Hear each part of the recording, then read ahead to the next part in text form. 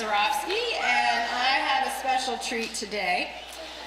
The National Dance Education Organization created the National Honor Society of Dance Arts to celebrate the artistic merit, leadership, and academic achievements of exceptional dance students. This is a prestigious award from a nationally recognized organization. It is given to elite dance students to bring recognition to the hours they devote to technique, choreography, collaboration, research, and dance advocacy. Throughout their years at our school, each one of these seniors has given their time, talent, and passion to Terpsichore and the GPS community. They serve GPS in other ways by being on the Class Leadership Council, a representative of PIC, and a member of the Marcom Club, among other activities. All three of these dancers have performed several times beyond the theater of GPS, providing awareness and representation of our school within the greater Chattanooga area. We are very proud of these seniors, and I know you will join me in celebrating them. Please come to the stage when I call your name to receive your certificate. Evie Crutchfield. Madeline Hudson. And Ella Wiley.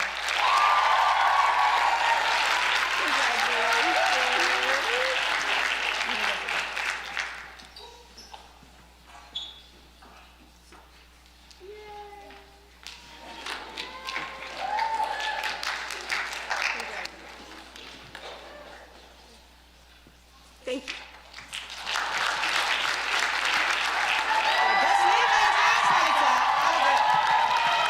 Okay, we're having a real fun pep rally today, right? Go Bruisers! Okay, so where are you going to be at 4, 5, and 6:30 today? At Bebo! At Bebo! I like it. There we go. There we go. Okay, we're going to see the Bruisers beat Baylor. All 3 games. Okay, yes! Sorry to say that, but it's true. Okay. Then we've got auditions right here Saturday and Sunday for Got Talent. A lot of people are trying out. So, coordinate crew, you'll be sitting right here. They'll be supporting you all, judging. And we have it 3 to 5 on Saturday, 3 to 5 on Sunday. If you're late Terpsichore, that's fine. We can hang out. We're going to have dinner on Sunday evening as we vote for those that get into Got Talent. Everybody ready for that? Yeah? It takes a lot of guts to get up here on stage, so we're real proud of you. And then lastly, we've switched our casino night for juniors and seniors from next Saturday to next Friday night. And it's a lot of fun. We're going to teach you how to play cards like 21. And many of your teachers are going to be dealers that night. So we'll teach everyone. So it's for juniors and seniors. It will be Friday night at McCauley, 8:30 to 10:30. Dress up, Viva Las Vegas. See you all there. Thanks.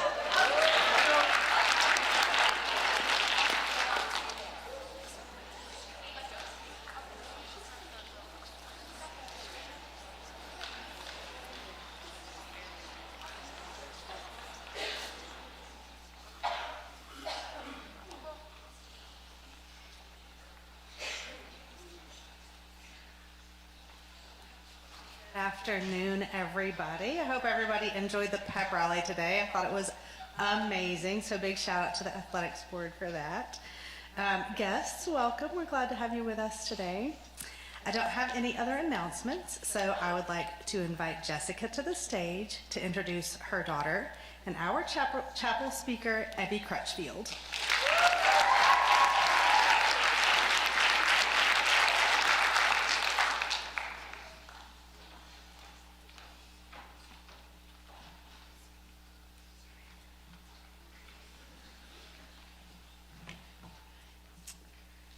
Hi, I'm Jessica, Evie's mom, and it is such an honor to introduce her today. I think some of you moms can relate to this, but when you have a baby, of course you know that they'll be their own person, but somewhere deep down you imagine you're raising a tiny version of yourself. You might expect they might share your habits, your personality, and maybe even your sense of time. I grew up with a mom who lived by the rule, if you're not early, you're late. I didn't actually say this to Evie, but I did assume it would be fully somehow absorbed. It was not. Evie does not live by the clock. She marches to her own internal clock, and I'm fairly certain she believes she has more hours in a day than the rest of us. This is what makes her late. Not disorganized, not careless. She just truly thinks she has more time. Because of this, planning ahead has never felt urgent to her, which is how she shows up for sleepovers without packing at all. And then comes home wearing other people's clothes. Honestly, if you're sitting in the front row, there's a good chance you have clothes currently on Evie's floor. But here's the thing, and this is where the story turns. Despite her unique relationship with time, she does well in school. She is smart, capable, and disciplined in all the ways that matter. She approaches life with joy first, stress second, and a deep belief that everything will work out because for her it usually does. She is fun-loving and so incredibly full of life. If something goes wrong, she doesn't panic, she adapts. She rolls with it, she finds the fun. Truly, how do you sum up your whole entire world, your whole heart, in one introduction? Evie is a loyal and loving friend. She brings light into rooms. She loves deeply.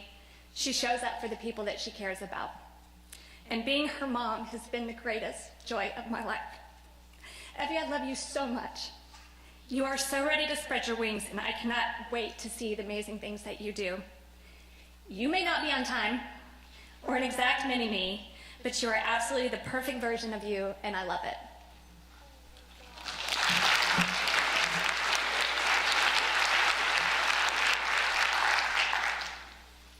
Evie does not have any siblings. A fact evident in the way she will steal all your covers and push you entirely off the bed at sleepovers. Or the way she constantly demands back massages from anyone and everyone around her. And while I do have one little brother, I never had a sister. That is, until I met that little girl with the huge bow on the first day of kindergarten. As you can imagine, it is extremely difficult to sum up 14 years of friendship in a 2-minute introduction. But as sisters, we truly have done everything together. From fashion shows to video stars to tea parties to the first day of senior year, Evie has always been right by my side. If you've met Evie, you know she is extremely murpy and silly and has a way of turning any random drive or CVS run into the most fun trip you have ever taken. She is so silly, in fact, that every time you try and tell her anything serious, sad, or overly sentimental, you have about a 70% chance of hearing one of her signature sound effects instead of real words. Despite all this, Evie is the most joyful, kind, and caring person with the biggest heart you will ever see. Evie, words cannot describe how grateful I am to have been able to spend the last 14 years growing up with you. And I can confidently say that the hundreds of hours I have spent scratching your head or massaging your back are so worth it to have had the opportunity to be best friends with someone so special. I love you to the moon and back. Now introducing my best friend And my daughter, and your Chapel Talk speaker, Evie Crutchfield.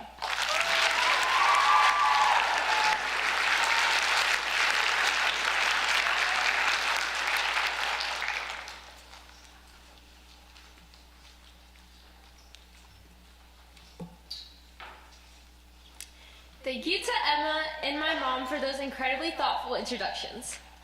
Thank you, Emma, for being one of the most meaningful relationships in my life for the past 14 years. You've always felt like the sister I've never had. I feel so blessed that we've gotten to love each other through every phase of life so far. I'm so incredibly lucky to be surrounded by your kindness, tenderness, and radiant energy. To my mom, thank you for your constant warmth, for keeping me grounded, and loving me unconditionally, no matter how many times I'm late to curfew, my room looks like a pigsty, or how many half-empty Diet Coke cans I have in my room. I know you still love me. I appreciate everything that you do for me, big and small, and nothing goes unnoticed. Thank you to my dad for giving me the opportunity to attend such an amazing school, never failing to make me laugh, and showing me what grit and perseverance look like. Your curiosity and love of learning are inspiring, and I hope to be more like that one day. I love you all so much. Thank you to all the guests here today, especially those who traveled to be here. You each have played a part in shaping who I am, and it truly means more than you know. And happy birthday to the amazing Miss Betts. And finally, shout out to my rat Hope. You have the most infectious, caring personality, and I'm so grateful that GPS summer camp brought us together. You are an absolute joy to be around, and I know we will stay in touch for life. If you were to ask me to describe myself, I would usually tell you that I'm expressive, creative, joyful, but if you asked me on this on August 15th, 2024 at around 7 p.m., I would have told you that I was selfish. This particular day was the day our whole class left for our junior retreat to Ocoee. While I wouldn't say I was necessarily ecstatic about the trip, I was happy to be with my friends. I distinctly remember wearing a purple t-shirt and sitting with my friends in our own corner of the bus. We chugged our Celsiuses while playing photo roulette. When we got to the retreat center, we immediately put our things down in our room and made our way over to the paintball center. Later that evening was the bonfire, where everyone was invited to roast s'mores. There were rumorings of a Bible study happening later that night that everyone in the grade was invited to. When it seemed to be my friends' consensus that we were going, I was honestly annoyed. It was taking time away from chatting with my friends who I hadn't seen for practically the whole summer. Instead, we were being asked to hang out in a room with everyone in our grade who had wanted to come, and quite frankly, at the time, I didn't know them all that well. When I walked into the room, I was surprised at the turnout. While I expected maybe 15 girls, there were around 50 girls from our grade there. The Bible study started out with Katie and Georgia May passing out scripture for us to read. After an insightful discussion, the group was then instructed to raise prayers for themselves or others in life who needed prayer. That was when one of the most impactful moments of my life began to unfold. Left and right, my peers were revealing intimate parts of themselves and their lives. They revealed hardships that I would have never begun to imagine for them. I began to form an intense sense of awe for the girls around me. They revealed great strength, courage, and empathy that I hadn't noticed in them before. Once the awe began to fade, I felt ashamed. Most of the girls sitting around me, I had been attending school for the past 6 years, and yet I hadn't known what had been going on past the surface for so many of them. As I began to reflect on why this might be, it hit me. Selfishly, I had spent so much of my time at GPS in my own head, preoccupied with the things happening in my own life, and worst of all, selfishly being too afraid to step outside of my comfort zone and make connections with new people, that I had neglected the stories, knowledge, and impacts that I could have been gaining from all the girls in my class. I began to see how tightly I clung to comfort and avoided any situation where discomfort was possible. I had subconsciously chosen to stay tied to my fear of the unknown, often telling myself that comfort was safer than risking awkward moments, vulnerability, or the chance of feeling out of place. While I don't think anyone would describe me as quiet or shy, this fear has definitely plagued me for quite some time. As I began to think about it, I realized that by giving into the fear I was feeling, I was being selfish, because I was choosing my own comfort over the wonderful new connections that I could be forming, specifically with the girls in my grade. Coming home from the retreat, I was determined to seek more opportunities for connections with my classmates, especially the ones I hadn't taken time to get to know super well. For example, one day during the beginning of senior year, the Choate twins were wearing clothes that I thought were insanely cool. Though I hadn't really gotten to know them super well at our time at GPS, I wanted them to know how much I liked their style. After a conversation where we shared our love of thrift stores, we made a plan to go to the Electric Crocodile, which was a newish thrift store that I had been wanting to go to for a while. We quickly made a group chat titled Macklemore Can We Go Thrifting, where we and a few other friends devised a plan. Though I left the store with a tank top, long sleeve button down, this ring, and a necklace, I also left with the appreciation of a small conversation that ended to a fun afternoon and, more importantly, new friends.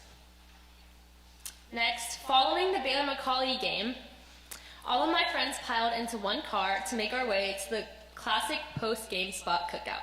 What a fun outing, I thought. However, arriving at cookout, I failed to remember that my mom wanted me home by 11 when my friends' curfews are much later. If you know my mom, you know that 11 is not simply a suggestion. So there I was, scrambling and panicked in the local cookout with no ride and the image of a future angry mother in mind. That's when a girl in my grade, Madison Kelly, heard me panicking and offered to drive me back to my house even though it was out of her way. Though sophomore me might have felt like this situation was outside of my comfort zone because we hadn't hung out that much, senior me was extremely thankful and jumped into her car. On the car ride home, I got to listen to what it was like to be a cheerleader during Baylor Macaulay Week, which was a perspective I had never heard before. When she dropped me off, I felt so thankful for her, happy to make a new friend, and proud of myself for overcoming a year that my younger self would have felt. Finally, when my small group finished our discussion in English, my group had some time to kill. What started as a conversation about Stranger Things with Avery and Cece turned into a discussion about the game Dungeons & Dragons, which I had always been curious about but never took the time to learn more about. While there have been situations where after a group discussion I would retreat to online shopping or the Cupcake 2408 game on my computer, I left class feeling extremely grateful that I had learned about something I didn't know much about. More inspiring though, I enjoyed hearing them talk enthusiastically about something they were really passionate about. It made me want to recreate more of that sense of passion for myself and dive deeper into things I've always been curious about. I felt really content that spending 10 minutes connecting with others instead of playing an addictive game on my computer turned into such a life-giving conversation. Though I've always loved GPS, I don't think my true appreciation for the school started until I really felt like I was connected to people outside of my usual circle. The experience I've gained and lessons I've learned from opening myself up to more people has been responsible for my personal growth and has made GPS a true home to me.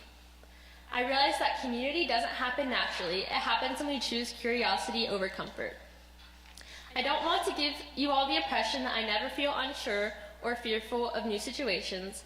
However, I've learned that real selflessness comes from pushing through your fear to continue to make meaningful relationships with others. I want to take my chapel talk as an opportunity to share something with the student body that I wish I'd realized sooner. So I want to encourage you all to lead with curiosity, embrace discomfort, and truly get to know the girls around you every day. To the seniors, we are all getting closer to a new era of our lives. We are not surrounded by each other every day, but instead by a brand new community of people.